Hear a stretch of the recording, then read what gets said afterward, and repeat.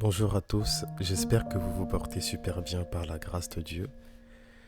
Moi ça va très bien aussi par la grâce de Dieu. Aujourd'hui je vous propose de méditer un peu la parole de Dieu sur la thématique de l'amour. Et je propose qu'on puisse passer un temps de cœur à cœur avec le Seigneur. Euh, Si ça ne vous dérange pas, on pourrait juste prier et remettre ces moments entre la main de Dieu. Saint-Esprit, je te prie et je demande à ce que ta présence puisse être palpable en ce moment au milieu de nous. Je prie que tu sois là et que tu nous enseignes pendant ces moments qu'on va passer. Toi, tu es capable d'aller sonder les profondeurs du cœur de Dieu et de nous les révéler. Alors nous prions que tu viennes nous enseigner, que tu viennes disposer nos cœurs à pouvoir comprendre ta parole, à pouvoir apprendre de toi et à pouvoir te laisser nous enseigner, Saint-Esprit. Merci de nous révéler le cœur de Dieu et qu'on puisse vraiment rester dans ta volonté à toi, pas d'enseigner de la connaissance humaine, mais vraiment quelque chose qui vient de toi, Saint-Esprit. Merci. Amen. Alors, on va commencer un peu par parler de l'amour de Dieu. On a tous entendu parler de l'amour de Dieu. Le Seigneur, il nous aime. Jean 3,16, on connaît tous ce verset qui dit que Dieu nous aime et tant il nous aime qu'il a envoyé son Fils unique sur la croix pour mourir pour nous afin que tous ceux-là qui croiront en lui soient sauvés et aient la vie éternelle. Alors, on va un peu méditer. On va un peu méditer sur cet amour-là, sur ce que cet amour produit en nous, sur voilà, là où on se retrouve nous-mêmes dans cet amour et tout, comment on vit cet amour de Dieu. Et je propose que chacun puisse, par ces moments qu'on va passer, un peu formuler pour lui-même la manière dont il conçoit l'amour de Dieu. Pas vraiment une conception en mode une conception personnelle, mais une vie personnelle. Comment on vit l'amour de Dieu pour nous. Moi, je vous partage une version par un poème que je vais vous partager dans la suite sur l'Alcatraz. Alors, l'Alcatraz, c'est une prison, c'est une forteresse, en vrai. Et c'est la prison la plus, je dirais, une des prisons les plus sécurisées au monde. Tellement des gens qui ont réussi à s'évader de cette prison et on en a fait une série en fait. Alors imaginez un peu la prison là, cette prison voilà, inviolable. On ne pourra pas s'échapper de cette prison. Alors, ce poème vient d'une connaissance, une personne très chère à moi, qui est le pasteur Sylvestre Bruce, qui est un docteur de la parole de Dieu. Et je vais vous partager un peu ce poème tout à l'heure et on va méditer là-dessus. Alors voilà, ça va pas pendant un moment donné, pendant quelques minutes, je vais lire ce poème et on va un peu méditer là-dessus. On va un peu le lire. Et avec des versets, je vais partager un peu quelques versets et des sujets de prière et on va prier par rapport à ça, on va le méditer. Mais je vais aussi le rendre disponible dans la description de cette vidéo. Je vais rendre ce poème disponible, comme ça vous pourrez le lire, vous pourrez le méditer, vous pourrez le vivre. Et ne négligez pas le fait que le Saint-Esprit puisse vraiment vous parler pendant ces moments. Je pense que Dieu peut nous parler. Il a dit, je vous parle tantôt d'une manière, tantôt d'une autre. Alors je pense que Dieu peut vous parler pendant ces moments et vous aurez des pensées pendant que vous lirez ce poème. Notez ces pensées. Vous aurez des versets bibliques qui vous viendraient. Notez ces versets bibliques. Vous aurez vraiment des phrases. Notez ces phrases. Vous aurez des noms de personnes pour qui, par exemple, vous devez prier. Notez-les. Vous aurez des situations. Vous aurez des pensées. Notez tous ces éléments et priez ensuite par rapport. Je prie vraiment que le Saint-Esprit puisse vraiment vous accompagner pendant ces moments. Soyez richement bénis. Alors, on va le lire. Le prisonnier de l'Alcatraz. Prisonnier de l'Alcatraz, je suis un prisonnier de l'Alcatraz. De la cellule la plus intime, de la cellule la plus solitaire. Ma prison domine l'ombre de la vie. Ma cellule est cachée. Elle est la plus intérieure. Elle est infernale. Personne ne peut y rentrer. Personne ne peut en sortir. Alors j'entendis la voix qui tonna. Cellule prisonnière, pourquoi es-tu impénétrable ? Rien ne rentre, rien ne sort. Et puis j'entends une voix qui sortait des treillis de mon cœur. Je suis fermé, opaque, sombre, je suis ferme. Je ne laisse rien rentrer, ni rien sortir. Parce que mes lanières sont faites des pensées de mon cœur. L'emmagasinage de toutes les expériences douloureuses de ma vie. Ici, ma cellule est faite de douleurs vives. Douleurs non surmontées depuis l'orée des anciennes années. De vrais coups, de vraies déceptions, d'une certaine manière de penser, captivante, captivée. Je suis ensoleillé mais froid. Je suis à l'ombre, mais je suis terriblement moite. Mes calasses intérieures sont mouillées. Je transpire vivement dans le froid, en proie à mes craintes les plus terrifiées, en proie à mes doutes les plus agonisants. Je veux en sortir, mais l'ouverture de la porte ne m'attire guère. Je veux être laissé seul, abandonné par la race humaine. Je veux vivre, mais je ne sais comment. Me préoccuper de moi. Mais j'en ai perdu le goût. Plus rien au monde ne me définit, si ce n'est les entrailles de ma prison. Alors une voix vint du ciel. Ta prison est réelle. Mais ce n'est pas le drame de ta vie. C'est vrai, tu n'es pas libre, mais ta vie trouve son sens entre ces barreaux. Tu n'as ni le luxe ni le confort que tu envies chez les autres. Cependant, ils ne peuvent se passer des gestes, des petits gestes que tu contribues dans leur vie. Si, tu es en prison pour toujours. Même au-delà, tu y seras encore. Mais d'une manière différente, parce que je t'avais confectionné cette prison. Je t'y avais jeté lorsque tu fuyais les vicissitudes de la vie et tu y es venu te réfugier vers moi. Je suis l'auteur de ta prison. C'est pourquoi tu ne t'en sortiras plus. Car ma prison dans ta vie, c'est mon amour. Car que tu le veuilles ou non, tu aimeras toujours. Car chacun est esclave de ce qui a triomphé de lui. Dans ton cas, c'est mon amour qui a triomphé de toi. Ne doute jamais de mon amour pour toi. Pasteur Sylvestre Coiblanc-Prusse. N'est-ce pas incroyable ce poème? Il est intense ce poème. Il est vraiment intense ce poème. Alors, dans Le prisonnier de l'Alcatraz, l'Alcatraz c'est une prison, comme je l'avais dit, c'est une prison, une grande prison inviolable en fait, impénétrable, inviolable. On peut pas y avoir accès si on ne nous en donne pas accès, et on peut pas en sortir si on ne donne pas l'autorisation. Parce que c'est vraiment cette île-là complètement entourée d'eau, une forteresse quoi. C'est-à-dire que c'est considéré comme l'île la plus, la prison la plus sécurisée au monde, la plus inviolable au monde. Et ce qui fait que une fois il y a des gens une certaine personne qui a réussi à s'en sortir et à s'évader, et on en a fait une série en fait. Alors vous imaginez un peu. Donc quelqu'un qui va un peu énumérer un peu son état dans cette prison. Son état un peu dans cette prison, ce qu'il vit dans cette prison, son état de vie en fait, son ressenti, ses émotions dans cette prison. Puis aussi qu'il va dire ce qu'il entend, ce que Jésus-Christ va venir lui dire à un moment, ce que une voix va venir lui dire à un moment donné. Il est dans cet amour, cette prison de Dieu. Alors ici, cette prison représente l'amour de Dieu. Et cette personne qui vient nous parler, en fait, c'est Jésus-Christ qui va venir se dire « Bien sûr, tu es en prison, mais etc.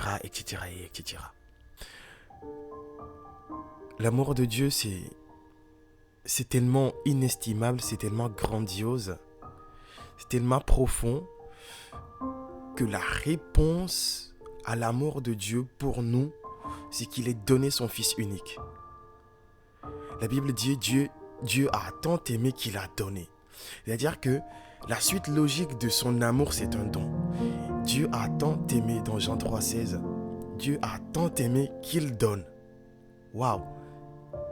C'est-à-dire que Dieu donne quelque chose d'inestimable, quelque chose de profond, quelque chose d'impénétrable, d'inviolable. Je ne sais pas si vous imaginez un peu. Et le truc, c'est que non seulement Dieu nous aime tellement qu'il donne son Fils, mais il voudrait nous dire que la vie qu'il met en nous,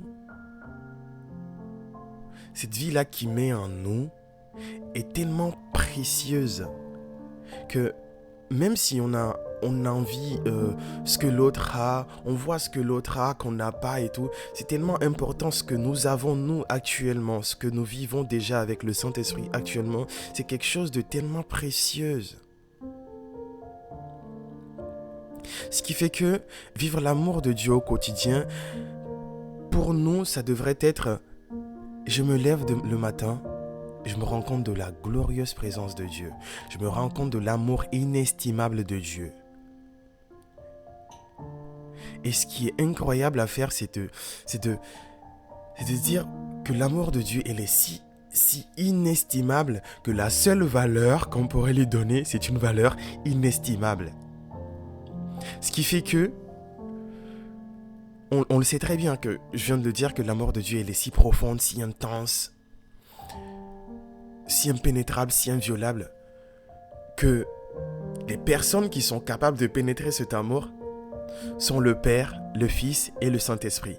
Ces trois personnes de la Trinité qui viennent en moi, qui résident en moi le jour où je prends la décision de donner ma vie à Jésus-Christ, de reconnaître Jésus-Christ comme Seigneur et Sauveur. Et cet amour-là, elle est tellement si grande, si intense que, en fait, peu importe notre situation, peu importe ce qu'on vit, peu importe notre situation de vie, le sacrifice de Jésus-Christ à la croix est juste incroyable. Peu importe l'angle où on se tient, que je sois à droite de la croix. Je vous propose un peu de faire cet exercice. Imaginez un peu la croix. Regardez un peu, mettez-vous devant la croix, de face, regardez la croix. Dites-vous que l'œuvre de Jésus-Christ, peu importe l'angle, elle est juste magnifique. Que je sois à droite, l'œuvre de la croix est juste magnifique. Que je sois à gauche de la croix, l'œuvre de la croix est juste magnifique. Que je sois derrière la croix, l'œuvre de la croix est juste magnifique. Ce que Jésus-Christ a accompli à la croix, c'est quelque chose d'extraordinaire, c'est quelque chose d'incroyable. Et ce poème me rappelle quelques personnes. Je vais parler un peu de 3 personnes de la Bible. Premièrement de Jérémie. Je vais lire, tout ce que je vais lire, ça va être dans les versions Louis II. Et dans Jérémie 20, le contexte c'est que Jérémie, voilà, c'est un prophète que Dieu envoie et qui va dire des choses, mais qui va être persécuté parce qu'il va prophétiser que des choses négatives et tout. Et ça va être incroyable, il va être persécuté par rapport à ça. Alors Jérémie va dire, dans Jérémie 20, à partir du verset 7, il va dire: Tu m'as persuadé. Éternel, je me suis laissé persuader. Tu m'as saisi, tu m'as vaincu. Et je suis chaque jour un objet de raillerie. Tout le monde se moque de moi. Car toutes les fois que je parle, il faut que je crie à la violence et à l'oppression. Et la parole de l'Éternel est pour moi un sujet d'opprobre et de risée chaque jour. Si je dis, je ne ferai plus mention de lui, je ne parlerai plus en son nom, il y a dans mon cœur comme un feu dévorant qui est renfermé dans mes os. Je m'efforce de le contenir, je ne le puis. Car j'apprends les mauvais propos de plusieurs, l'épouvante qui règne alentour. Accusez-le et nous l'accuserons. Tous ceux qui étaient en paix avec moi observent si je chancelle. Peut-être se laissera-t-il surprendre, et nous serons maîtres de lui, nous tirerons vengeance de lui. Écoutez ce qu'il dit ensuite. Mais l'Éternel est avec moi comme un héros puissant. C'est pourquoi mes persécuteurs chancellent et n'auront pas le dessus. Ils seront remplis de confusion pour n'avoir pas réussi. Ce sera une honte éternelle qui ne s'oubliera pas. L'Éternel des armées éprouve le juste, il pénètre les reins et les cœurs. Je verrai ta vengeance s'exercer contre eux, car c'est à toi que je confie ma cause. Chantez à l'Éternel, louez l'Éternel, car il délivre l'âme du malheureux de la main des méchants. Maudit soit le jour où je suis né. Ah, ça c'est encore une autre partie en fait. Alors, dans cette partie, il va dire quelque chose qui ça va vous sonner comme quelqu'un que vous connaissez très bien. Maudit soit le jour où je suis né. Que le jour où ma mère m'a enfanté ne soit pas béni. Maudit soit l'homme qui porta cette nouvelle à mon père. il t'est né un enfant mâle et qui le combla de joie. Que cet homme soit comme les villes que l'Éternel a détruites sans miséricorde, qu'il entende des gémissements le matin et des cris de guerre à midi. Que ne m'a-t-on fait mourir dans le sein de ma mère? Que ne m'a-t-elle servi de tombeau? Que n'est-elle restée éternellement enceinte? Pourquoi suis-je sorti du sein maternel pour voir la souffrance et la douleur et pour consumer mes jours dans la honte? Est-ce que cette partie vous rappelle quelqu'un? Cette partie du verset 14 au verset 18. Moi, ça me rappelle un peu Job. Dans Job 3, Job, il va dire, à partir du verset 2. Alors, on dit, après cela, Job ouvrit la bouche et maudit le jour de sa naissance. À partir du verset 2, il dit, il prit la parole et dit, périsse le jour où je suis né. Et la nuit qui dit, un enfant mâle est conçu. Incroyable, n'est-ce pas? Ce jour qu'il se change en ténèbres, que Dieu n'en ait point souci dans le ciel, et que la lumière ne rayonne plus sur lui, que l'obscurité et l'ombre de la mort s'en emparent, que des nuits établissent leur demeure au-dessus de lui, et que de noirs phénomènes l'épouvantent. Cette nuit, que les ténèbres en fassent leur proie, qu'elles disparaissent de l'année, qu'elles ne soient plus comptées parmi les mois, que cette nuit devienne stérile, que l'allégresse en soit bannie. Incroyable, n'est-ce pas? Une ressemblance en fait. Pourtant, c'est deux personnes qui vont vivre des choses incroyables avec le Seigneur. On voit l'historique de Job. Cet homme qui va faire des sacrifices, qui se dit, peut-être que mes enfants ont péché, alors il va faire des sacrifices et tout. On voit Jérémie qui est un prophète de Dieu, qui va vivre des choses intenses avec Dieu, parce que ce gars, il entend des choses de Dieu, qui va délivrer, des messages de Dieu qui va délivrer. On ne peut pas négliger ce qu'il vit avec Dieu. Et ce qui est incroyable un peu, c'est ce qui peut venir un peu, en gros, par la suite. Dans le psaume 89, on voit que le Seigneur, il est toujours là. C'est-à-dire que peu importe ce qu'on vit, Dieu, il est toujours présent. C'est-à-dire son amour est toujours là. Il nous aime, c'est un amour intense. Peu importe nos situations, le Seigneur, il est toujours là. Il est toujours présent dans notre situation. Et c'est ça, en fait, ce qu'on a et que ceux-là qui sont dans le monde n'ont pas. L'espérance. L'espérance qui nous fait croire à un avenir meilleur. Qui nous fait penser à l'éternité en Jésus-Christ, l'éternité dans le ciel. Alors le psaume 89 dira, « Je chanterai toujours les bontés de l'Éternel. Ma bouche fera connaître à jamais ta fidélité. Car je dis, la bonté a des fondements éternels. Tu établis ta fidélité dans les cieux. J'ai trouvé David mon serviteur, je l'ai oint de mon huile sainte. »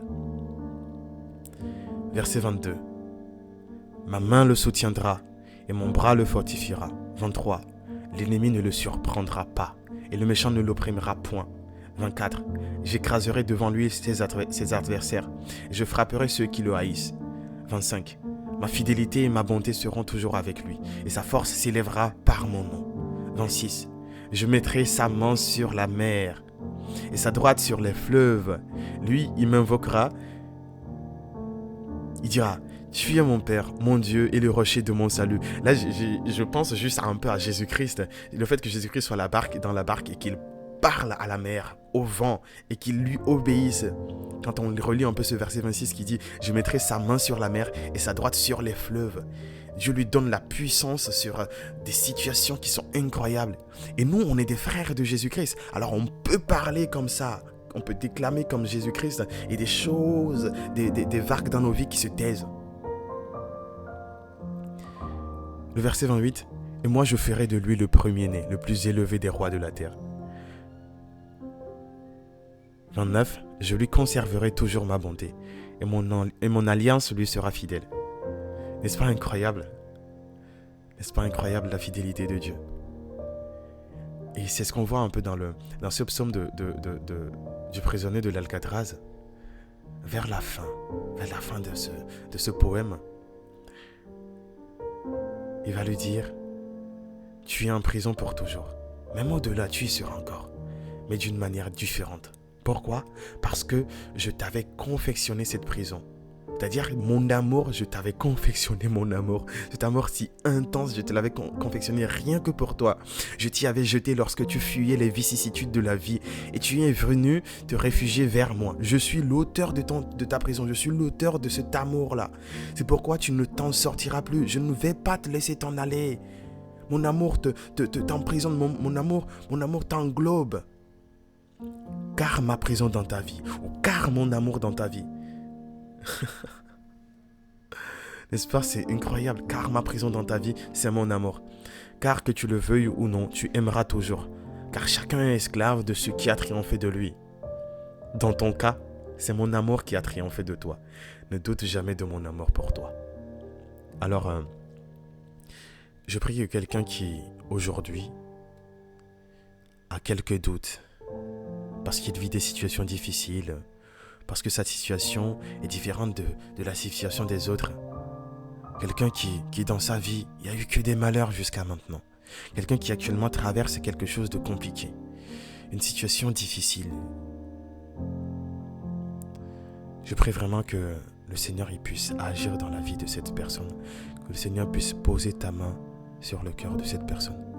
Et je pense à une telle personne en ce moment. Seigneur, pose ta main sur le cœur d'une telle personne. Pose ta main sur son cœur. Donne-lui l'espérance.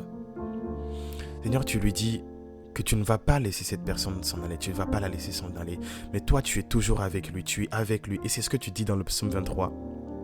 On imagine un peu dans le psaume 23, Seigneur, tu nous dis, mais que je dresse devant toi une table en face de tes adversaires. En gros, tu n'enlèves pas la bataille, tu n'enlèves pas nos adversaires. Ils sont là, la bataille est là, la situation elle est là. On est là dans la situation terrible. Mais dans cette situation, tu nous dresses une table. C'est-à-dire qu'on est dans cette situation, on voit des flèches mais qui volent. On voit des attaques qui volent. On voit des situations pénibles qui volent à travers et qui passent. Mais tu nous dis, je dresse une table comme pour nous dire, tu sais quoi, ma paix est là. Il faut que tu sois tranquille. Il faut que tu me fasses confiance. Sois juste zen, sois juste calme. Seigneur, tu veux rassurer quelqu'un. Tu veux rassurer une personne. Tu veux dire à cette personne que ton amour est profond, ton amour est intense. Cette personne n'a pas besoin d'abandonner la foi. Dieu te dit que tu n'as pas besoin d'abandonner la foi. Ce n'est pas en abandonnant la foi que tout ira de mieux, tout ira mieux pour toi. Dieu dit qu'il te comble de son amour, il t'englobe de son amour et que sa paix est dans ta vie, qu'il faut que tu lui fasses confiance pour ta situation, que son amour pour toi te garde attaché à lui jusqu'à la fin des temps. Dieu aimerait passer cette petite vie que tu es pas sur la terre. Dieu aimerait passer ce temps avec toi et passer encore plus l'éternité avec toi. Alors il faut que tu fasses confiance en la présence et en la personne du Saint-Esprit. Dieu t'aime. Le Seigneur t'aime. Il ne veut que ton bonheur. Merci Seigneur parce que tu exauces en ce moment. Et que tous ceux-là, Seigneur, qui ont pu écouter ces moments, je sais qu'il y en a qui ont prié pendant ces moments et qui ont pensé à des situations dans leur vie et qui ont pensé à des situations où tu pourrais intervenir dans leur vie.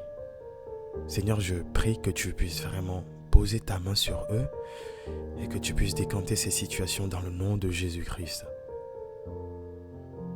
Merci de les garder, de nous garder, Seigneur, accrochés à toi, attachés fermement à ta parole, à ta main, à ta personne.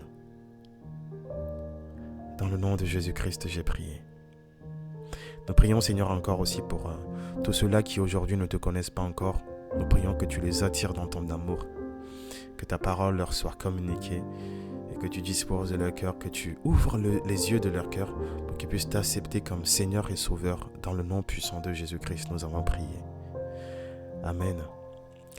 Merci à tous pour ces moments qu'on a passés.